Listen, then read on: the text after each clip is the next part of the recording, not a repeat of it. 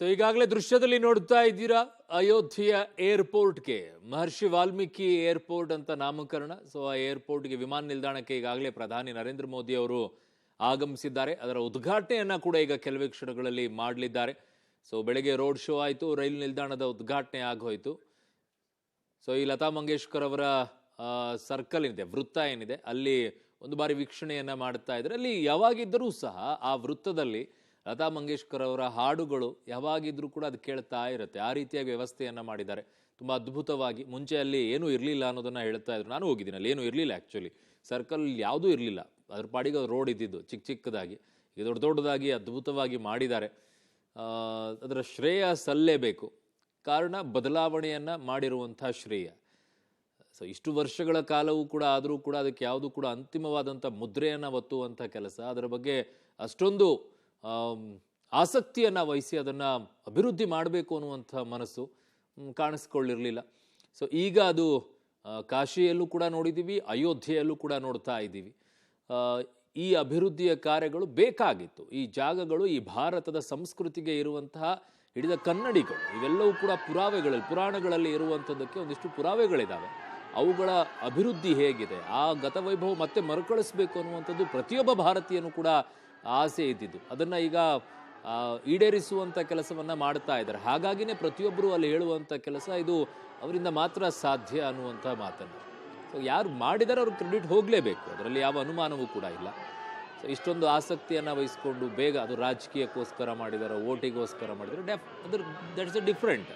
ಯಾವ ರಾಜಕೀಯ ಪಕ್ಷಗಳು ಮಾಡೋದಿಲ್ಲ, ಎಲ್ಲವೂ ಕೂಡ ಮಾಡ್ತಾರೆ. ಬಟ್ ಮಾಡುವಂಥ ಆಸಕ್ತಿಯನ್ನು ಇಟ್ಕೊಂಡು ಅಷ್ಟೊಂದು ಅಭಿವೃದ್ಧಿಯ ಕೆಲಸಗಳನ್ನು ಮಾಡಿಕೊಂಡು ಅವುಗಳನ್ನು ತರ್ತಾ ಇದ್ದಾರಲ್ವ ಚಾಲನೆಗೆ. ಜನ ಅದಕ್ಕೆ ಖುಷಿ ಪಡ್ತಾ ಇದ್ದಾರೆ. ಅವರ ಮನಸ್ಸು ಇದು ಅಲ್ಲಿ ನಂಬಕ್ಕೂ ಸಾಧ್ಯ ಇರಲಿಲ್ಲ. ಅಯೋಧ್ಯೆ ಆಗತ್ತಾ, ಅಯೋಧ್ಯೆ ಮಂದಿರ ಆಗುತ್ತಾ, ಇದೆಲ್ಲ ಆಗುವಂಥ ಮಾತಲ್ಲ ಅನ್ನುವಂಥ ಹೇಳಿಕೆಗಳೇ 99% ಜನ ಆಡ್ತಾ ಇದ್ದಂಥ ಮಾತುಗಳು. ಕಾಯ್ತಾ ಇದ್ರು. ಬಟ್ ಇಷ್ಟು ಬೇಗ ಇದೆಲ್ಲವೂ ಕೂಡ ಆಗೋಗ್ಬಿಡುತ್ತೆ ಅಂತ ಯಾರಿಗೂ ಕೂಡ ಸಾಧ್ಯ ಇಲ್ಲ. ಅಲ್ಲಿರೋರಿಗೂ ಕೂಡ ಕೇಳಿದ್ರು, ಅಯೋಧ್ಯೆಯಲ್ಲಿ ಇದ್ದವ್ರಿಗೂ ಕೂಡ ಕೇಳಿದ್ರು, ಅವ್ರು ಹೇಳ್ತಾ ಇರಲಿಲ್ಲ. ಸೊ ಈಗ ಯೋಗಿ ಆದಿತ್ಯನಾಥ್, ಇನ್ನೊಂದು ಕಡೆಗೆ ಪ್ರಧಾನಿ ನರೇಂದ್ರ ಮೋದಿ ಅವರು, ಸೊ ಅವರೆಲ್ಲ ವಿವರಣೆಯನ್ನ ಕೊಡ್ತಾ ಇದ್ದಾರೆ. ಯೋಗಿ ಆದಿತ್ಯನಾಥ್ ಅವರಂತೂ ಈ ಅಯೋಧ್ಯೆಯ ವಿಚಾರದಲ್ಲಿ ಪ್ರತಿಯೊಂದನ್ನೂ ಕೂಡ ಇದು ಹೀಗೆ ಆಗಬೇಕು, ಈ ರೀತಿನೇ ಆಗಬೇಕು, ಸ್ಟ್ರಕ್ಚರ್ಗಳು, ಅದಕ್ಕೆ ವಿನ್ಯಾಸಗಳು ಅದ್ಭುತವಾಗಿ ಮಹರ್ಷಿ ವಾಲ್ಮೀಕಿ ಅವರು ಉಲ್ಲೇಖವನ್ನ ಮಾಡಿರುವಂತಹ ರಾಮಾಯಣದಲ್ಲಿ ಬಾಲಕಾಂಡದಲ್ಲಿ ಉಲ್ಲೇಖವನ್ನ ಮಾಡ್ತಾರೆ. ಅದರ ಉಲ್ಲೇಖ ಇದೆ. ಅಯೋಧ್ಯೆ ಹೇಗಿತ್ತು ಅನ್ನುವಂಥ ವರ್ಣನೆಯನ್ನ ಬಾಲಕಾಂಡದಲ್ಲಿದೆ.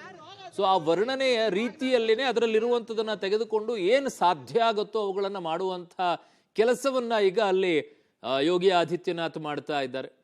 ಅನೇಕರು ಅಲ್ಲಿದ್ದಾರೆ, ಅದರ ಬಗ್ಗೆ ತಿಳಿದಂಥವರು, ಪಂಡಿತರು ಎಲ್ಲರೂ ಇದ್ದಾರೆ ರಾಮಾಯಣದ ಬಗ್ಗೆ. ಸೊ ಹಾಗಾಗಿ ಆ ಕಲ್ಪನೆಗಳನ್ನ ಇಟ್ಕೊಂಡೆ ವಾಲ್ಮೀಕಿ ಮಹರ್ಷಿ ಅವರು ಹೇಗೆ ಅಯೋಧ್ಯೆ ಇದೆ ಅನ್ನೋದನ್ನ ವರ್ಣಿಸಿದ್ರೋ ಆ ಕಲ್ಪನೆಯನ್ನ ಇಟ್ಕೊಂಡೇನೆ ಅದೇ ರೀತಿಯಲ್ಲೇ ಬರಬೇಕು ಅನ್ನುವಂಥ ಪ್ರಯತ್ನವನ್ನ ಮಾಡ್ತಾ ಇದ್ದಾರೆ. ಪೂರ್ಣ ಪ್ರಮಾಣದಲ್ಲಿ ಆಗದೇ ಇದ್ರೂ ಕೂಡ ಎಷ್ಟು ಸಾಧ್ಯ ಆಗುತ್ತೋ ಅಷ್ಟು ಅದ್ಭುತವಾಗಿ ಅಯೋಧ್ಯೆ ಅನ್ನುವಂಥದ್ದು ನಿರ್ಮಾಣ ಆಗಬೇಕು ಅನ್ನೋ ನಿಟ್ಟಿನಲ್ಲಿ ಬಂದಿದ್ದಾರೆ. ಆ ಜಾಗಕ್ಕೆ ಹೋಗ್ತಾ ಇದ್ದಂತೆಯೇ ಆ ಒಂದು ಶ್ರದ್ಧಾ ಭಾವನೆ ಮನಸ್ಸಿನಲ್ಲಿ ಬರಬೇಕು. ನಾನೆಲ್ಲೋ ಟೂರ್ ಮಾಡಕ್ ಬಂದಿದ್ದೀನಿ ಅನ್ನೋದಲ್ಲ, ಆ ಭಕ್ತಿ ಹುಟ್ಕೊಳ್ಬೇಕು. ಅದು ನಿಜವಾದಂಥ ಜಾಗ. ಅಯೋಧ್ಯೆಗೆ ಹೋದ ತಕ್ಷಣ ನಾನು ಇದು ಅಯೋಧ್ಯೆ, ರಾಮನ ಜನ್ಮಭೂಮಿಗೆ ಬಂದಿದ್ದೀನಿ ಅನ್ನುವಂಥ ಭಕ್ತಿ ಮನಸ್ಸಿನಲ್ಲೇ ಬರಬೇಕು. ಆ ಜಾಗಗಳು ಹಾಗಿರಬೇಕು. ಸುಮ್ಮನೆ ಟೂರಿಸ್ಟ್ ಪ್ಲೇಸ್ ತರ ಆಗಬಾರ್ದು. ಅದು ಶ್ರದ್ಧಾ ಕೇಂದ್ರ, ಧಾರ್ಮಿಕ ಕೇಂದ್ರ ರೀತಿಯಲ್ಲಿ ಇರಬೇಕು. ವೈಷ್ಣೋ ದೇವಿಗೆ ಹೋದಾಗ ಹೇಗಿರುತ್ತೆ, ಕೇದಾರ್ನಾಥಿಗೆ ಹೋದಾಗ ಹೇಗಿರುತ್ತೆ, ಬದ್ರಿನಾಥಿಗೆ ಹೋದಾಗ ಹೇಗಿರುತ್ತೆ, ಮಾನಸ್ ಸರೋವರಿಗೆ ಹೋದಾಗ ಹೇಗಿರುತ್ತೆ. ಸೊ ಇವೆಲ್ಲವೂ ಕೂಡ ಶ್ರದ್ಧಾ ಕೇಂದ್ರಗಳು, ಧಾರ್ಮಿಕ ಕೇಂದ್ರಗಳು. ಕಾಶಿಗೆ ಹೋದಾಗ ಹೇಗಿರುತ್ತೆ, ಈ ರೀತಿಯಾದಂಥ ಮನಸ್ಸಿನಲ್ಲಿ ಆ ಭಾವನೆಗಳು ಬರಬೇಕು. ಅಯೋಧ್ಯೆಗೆ ಮುಂಚೆ ಹೋದಾಗ ಅದು ಬರ್ತಾ ಇರಲಿಲ್ಲ ಅಲ್ಲಿ. ಕಾರಣ ಇದು ಏನಿದು ಹಿಂಗಿದೆ, ಹಾಳು ಬಿದ್ದಿರುವಂಥ ಊರ್ ಥರ ಇದೆಯಲ್ಲ, ಅದು ಯಾವುದೋ ಪಂಜರದಲ್ಲಿ ಹೋಗ್ಬಿಟ್ಟು ದೇವರನ್ನು ನೋಡಬೇಕು, ಈ ಥರ ಇತ್ತು ಅಲ್ಲಿ. ಆ ಭಕ್ತಿ ಅನ್ನೋದೇ ಕಡಿಮೆ ಇತ್ತು. ಒಂಥರ ಮನಸ್ಸಿನಲ್ಲಿ ಕಲ್ಲಾಗ್ಬಿಟ್ಟು ಏನಪ್ಪ ಇಂಥ ನಮ್ಮ ದೇಶದಲ್ಲೇ ನಾವು ಪೂಜೆ ಮಾಡುವಂಥ ರಾಮನನ್ನು ನಾವು ಹೀಗೆ ನೋಡ್ಬೇಕಾ ಅನ್ನುವಂಥ ಭಾವನೆಗಳು ಬರ್ತಾ ಇತ್ತು. ಬಟ್ ಈಗ ಹಾಗಿಲ್ಲ. ಪ್ರತಿಯೊಬ್ಬರು ಅಲ್ಲಿ ಹೋಗ್ತಾ ಇದ್ದಂತೆಯೇ ಘೋಷಣೆಗಳನ್ನು ಕೂಗ್ತಾ ಇದ್ರು. ಮೋದಿಯವರು ಬಂದಂಥ ಸಂದರ್ಭದಲ್ಲೂ ಜೈ ಶ್ರೀರಾಮ್ ಅನ್ನುವಂಥ ಘೋಷಣೆಗಳನ್ನು ಕೂಗ್ತಾ ಇದ್ರು. ಈಗಲೂ ಕೂಡ ಅಲ್ಲಿ ಅಂಗಡಿಗೆ ಹೋಗಿ ಏನಾದರೂ ಖರೀದಿ ಮಾಡಬೇಕು ಅಂತಂದರೆ ಅವ್ರು ಮಾತನಾಡೋದು ರಾಮ್ ರಾಮ್ ಅಂತ ಹೇಳ್ತಾರೆ, ಜೈ ಶ್ರೀರಾಮ್ ಅಂತ ಹೇಳ್ತಾರೆ. ಅದನ್ನು ಹೇಳಿನೇ ಮುಂದೊಯ್ಯೋದು. ಯಾರು ಗುಡ್ ಮಾರ್ನಿಂಗ್ ಅಂತ ಹೇಳೋದಿಲ್ಲ, ಅಲ್ಲಿ ಯಾರು ನಮಸ್ಕಾರ ಅಂತ ಹೇಳೋದಿಲ್ಲ. ಅವ್ರು ಹೇಳುವಂಥದ್ದೇ ಜೈ ಶ್ರೀರಾಮ್, ರಾಮ್ ರಾಮ್. ಈ ಮಾತುಗಳು ಇದಾವಲ್ಲ, ಇದು ಆಲ್ಮೋಸ್ಟ್ ಆಲ್ ನಮಗೆ ಒಂದು ಭಕ್ತಿಯನ್ನ ಶ್ರದ್ಧೆಯನ್ನ ಹುಟ್ಟಿಸುವಂಥ ಕೆಲಸವನ್ನ ಮಾಡುತ್ತೆ. ಇದು ನಮ್ಮ ಮಕ್ಕಳಲ್ಲಿ ಬೇಕಾಗಿರೋದು. ಇದು ಭಾರತದ ಸಂಸ್ಕೃತಿ ನಮ್ಮಲ್ಲಿ ಹುಟ್ಟಬೇಕಾಗಿರುವಂಥದ್ದು. ಆ ಶ್ರದ್ಧಾ ಭಾವನೆಗಳು, ಆ ಭಕ್ತಿ ನಮ್ಮಲ್ಲಿ ಹುಟ್ಕೊಳ್ಬೇಕಾಗಿರುವಂಥದ್ದು ಆ ಕ್ಷೇತ್ರಗಳ ಹೇಗಿದೆ ಅನ್ನೋದರ ಮೇಲೆ. ಅದು ಟೂರಿಸ್ಟ್ ಸ್ಪಾಟ್ ರೀತಿಯಲ್ಲಿ ಹಾಕಿಬಿಟ್ರೆ ಅಲ್ಲಿ ಭಕ್ತಿ ಉಟ್ಕೊಳ್ಳೋದಿಲ್ಲ. ಟೂರಿಸ್ಟ್ಗಳ ಪ್ಲೇಸ್ ಆಗ್ಬಿಟ್ಟು ಒಂದೇನೋ ಜಾಗ ಇದೆ ನೋಡ್ಕೊಂಡು ಬರೋಣ ಅನ್ನೋ ರೀತಿಯಲ್ಲಿ ಆಗುತ್ತೆ. ಹಾಗಾಗಬಾರ್ದು. ಅಯೋಧ್ಯೆಯಲ್ಲಿ ಕೇವಲ ರಾಮ ಮಂದಿರ ಒಂದೇ ಇಲ್ಲ, ಅನೇಕ ದೇವಸ್ಥಾನಗಳಿದೆ. ಗಲ್ಲಿಗಳಿಗೆ ಹೋದರೆ ದೇವಸ್ಥಾನಗಳು ಲಭ್ಯ ಆಗುತ್ತೆ ನಿಮಗೆ.